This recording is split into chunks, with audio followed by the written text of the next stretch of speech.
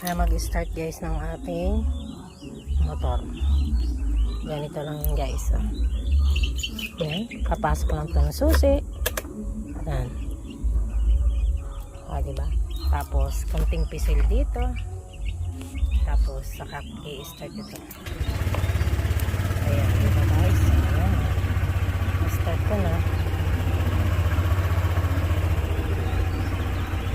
So, kapag yung kanyang stand nakababa, so automatic na mamamatay yan. At kapag yan ay nakataas, yan. So, ready to go na. Kailangan pag nag-drive ka, palaging alalay sa silinyador.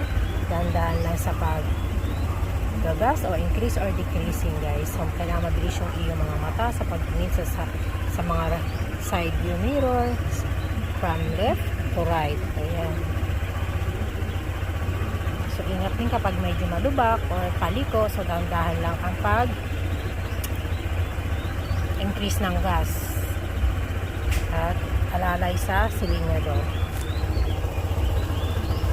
Sawa naman ni God, medyo manununong na. Highway na lang ating pag-aaralan. Siguro mamayang hapon or bukas. Ayan. Thank you guys so much. God bless you all. Ingat-ingat lang tayo sa pag-drive. So, break-in pa yan is naka 289 pa lang ako ng kilometers guys. Bye. Thank you.